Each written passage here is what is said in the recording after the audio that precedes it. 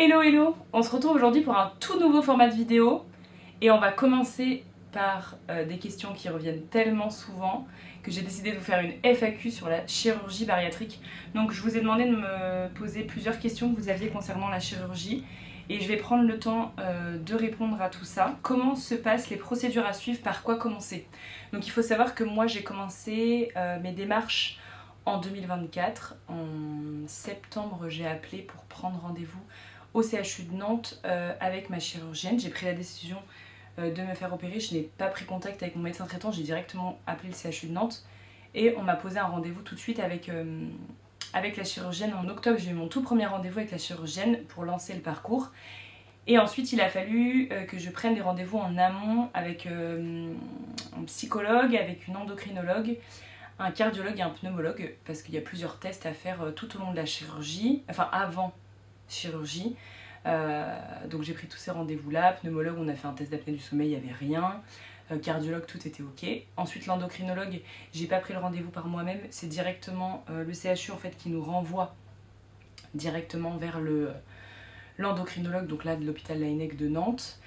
Et ensuite j'ai vu un psychologue par moi-même, j'ai pris rendez-vous. Donc ces 4 professionnels, il faut qu'ils vous valident la prise en charge de la chirurgie bariatrique. S'ils sont ok, si vous êtes prêt physiquement, mentalement, etc. à la chirurgie. Donc moi ils ont tous validé, donc il n'y a pas de souci.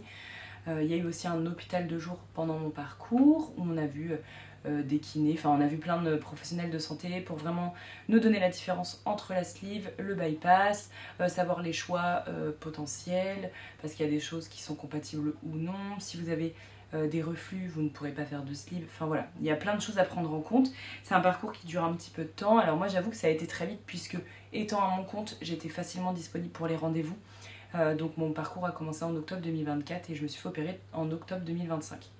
Donc voilà. Pris rendez-vous chez un chirurgien par toi-même ou tu es passé par ton médecin traitant? Alors moi non, je ne suis pas passée par mon médecin traitant. Je connais du monde qui se sont lancés dans le parcours et qui maintenant sont obligés d'avoir un courrier de leur médecin traitant pour pouvoir prendre rendez-vous avec un chirurgien bariatrique. Donc peut-être que au niveau de l'organisation ça a changé. Et ça dépend aussi des départements. Combien de temps à avoir ton rendez-vous endocrinologue? Donc c'est pareil, en fait moi c'est directement le CHU qui a envoyé un mail au service endocrinologue de l'hôpital pour dire qu'il y avait une prise en charge de chirurgie bariatrique à faire et que du coup ils devaient me contacter. Donc là ils m'ont contacté, m'ont proposé un rendez-vous. L'avantage c'est que j'étais disponible tout le temps, donc j'ai été disponible tout de suite au premier rendez-vous qu'ils m'ont proposé, donc ça a été hyper vite. Comment choisir le chirurgien? Alors moi j'ai pas choisi le chirurgien, j'ai choisi l'hôpital. C'est-à-dire que j'aurais pu me faire opérer à l'hôpital de La Roche. Moi, les délais étaient trop longs pour moi. J'avais eu des bons retours sur l'hôpital de Nantes, donc j'ai directement appelé le CHU de Nantes. Et c'est eux en fait qui m'ont assigné à un chirurgien, c'est pas moi qui ai choisi. Mais pour le coup, aucun regret sur ma chirurgienne, en sachant que je crois qu'elles sont 2 à Nantes. Et les 2 sont vraiment très très bien, donc il n'y avait pas de souci sur ça. Félicitations pour ton parcours. J'ai mon premier rendez-vous dans un mois. Je stresse. As-tu des douleurs, frustration? J'ai pas de douleur, j'en ai pas eu, j'en ai eu juste après l'opération. Comme vous savez, pour la sleeve ou le bypass, en fait on vous gonfle le ventre pour l'opération, parce que c'est des trous, ils vous font 4 trous dans le ventre, et en fait ils vous mettent des gaz de Célio, et en fait c'est ça qui va vous gonfler le ventre, et les douleurs en fait elles s'associent à ça, comme en fait quand vous avez des gènes au niveau des gaz que vous n'arrivez pas à évacuer. En fait c'est le même principe, là il faut évacuer les gaz pour plus avoir de douleur, sinon les points ne font pas mal, aucune douleur, vraiment pas de soucis. Et j'ai pas eu de frustration particulière et j'en ai pas, puisque je mange de tout. Il y a des choses que j'aime moins maintenant, parce que ça me gêne un peu plus de les manger au niveau de la digestion, mais c'est pas une frustration en soi. J'ai une alimentation qui est quand même assez variée, je mange de tout, en plus petite quantité, mais franchement, zéro frustration quoi, je suis trop contente. Que tu bois des bulles ou boissons gazeuses? Alors, quand vous êtes en parcours bariatrique, on va vous dire que tout ce qui est bulles, boissons gazeuses, chewing-gum, tout ça, après c'est interdit ou très fortement déconseillé. Tout simplement parce que les gaz que vous allez avoir dans les boissons gazeuses ou la mastication du chewing-gum, en fait ça va vous faire gonfler l'estomac, donc vous pouvez avoir un... Enfin si, je ne sais pas, mais en gros, si juste après l'opération vous allez boire du coca, une bouteille par jour, c'est le témoignage que m'a fait la chirurgienne, Elle a eu une patiente qui lui a dit bah moi ça me marche pas, je perds pas de poids, mais parce que tous les jours elle rebuvait 1 litre de coca par jour.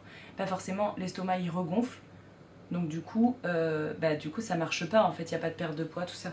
Donc moi il m'arrive de prendre un petit verre de coca, jamais de chewing-gum par contre, j'ai pas repris de chewing-gum depuis l'opération, mais par contre ça m'arrive d'avoir un verre de coca de temps en temps, mais c'est hyper rare. Et je le finis jamais en fait, ça va être un demi-verre histoire de en trinquant à l'apéro quoi. Tu manges différemment maintenant, donc différemment non, les quantités oui.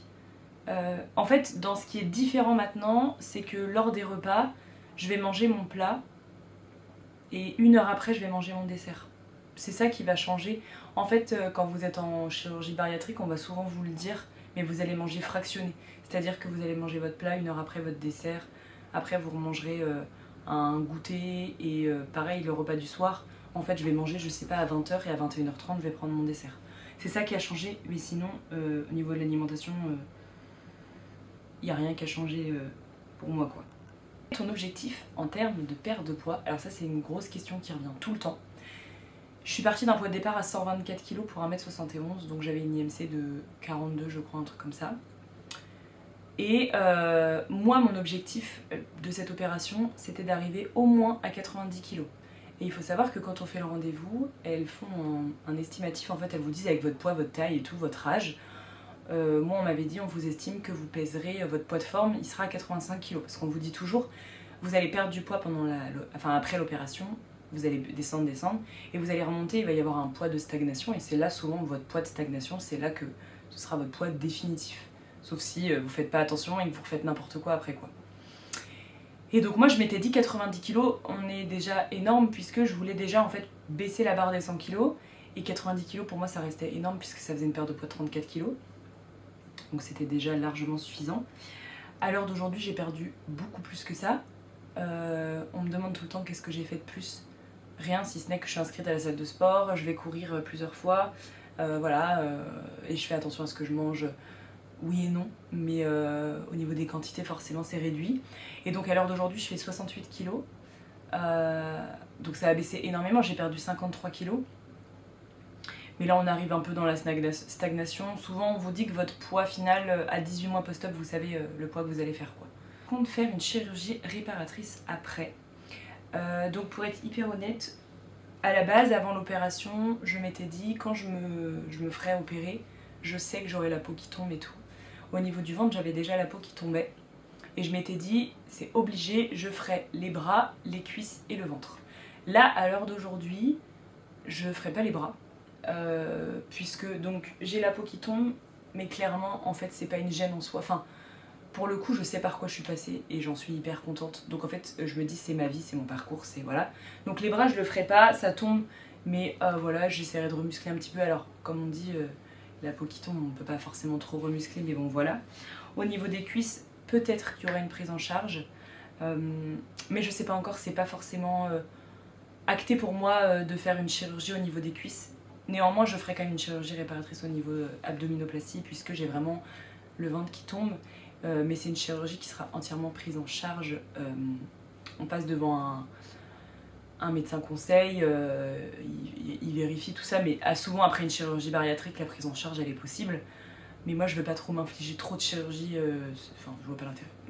Donc ça c'est mon point de vue, il y a des gens qui vont le faire et c'est ok, il n'y a pas de souci. Mais moi pour sûr l'abdominoplastie et les cuisses on verra, mais les bras je ne pense vraiment pas. La dernière question c'est, est-ce que tes enfants ont vu le changement ou est-ce qu'ils sont trop petits? Alors Angémia...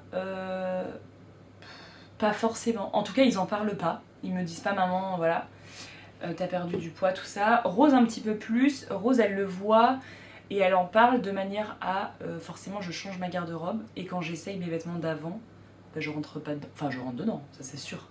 Mais on pourrait se mettre toutes les deux dedans, ça y a pas de souci. Donc elle le voit par là et elle me dit, bon bah, du coup, tu mets des vêtements plus petits, tout ça. Donc elle est contente. Et elle me l'a dit, qu'elle sait que maman, elle se sent mieux, donc elle est contente. Mais ils m'en parlent pas forcément, je sais pas s'ils ont vu un grand changement. Enfin pour eux je pense qu'ils sont encore trop petits, ils voient pas forcément la différence. Et ça les perturbe pas en tout cas.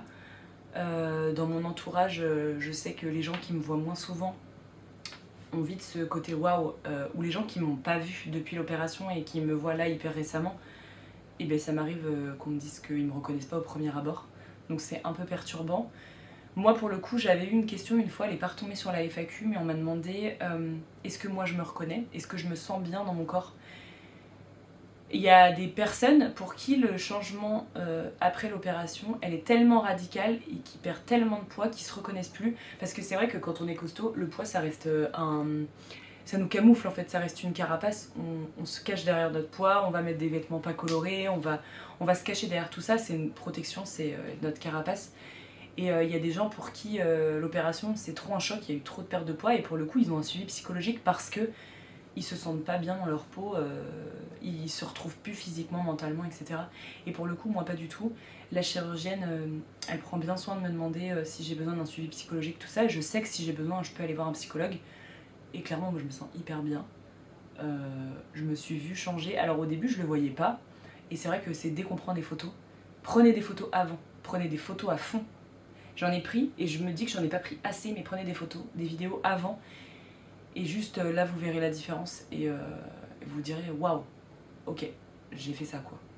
Donc voilà, c'est un parcours qui est long, qui peut être très long, mais si vous êtes motivé et si vous savez ce que vous voulez, enfin ce sera pas si long en fait. Si vous êtes déjà découragé dès le début en vous disant non mais ça va être trop long, c'est que vous n'êtes pas prêt pour la chirurgie. Moi je trouve ça hyper important que ce soit aussi long parce que c'est une opération qui est irréversible, c'est une opération qui change votre vie. Ne serait-ce que vous avez perdu du poids, d'accord, il y en a qui vont dire que c'est la facilité, mais ça va tout changer puisque vous allez changer votre alimentation, vous allez changer votre mode de vie, vous allez changer tellement de choses qu'il faut que vous soyez prêts. Donc voilà, moi j'étais prête et j'en suis trop contente à l'heure d'aujourd'hui, j'ai perdu 53 kilos et voilà, je suis trop contente. Donc je vous fais plein de bisous, merci.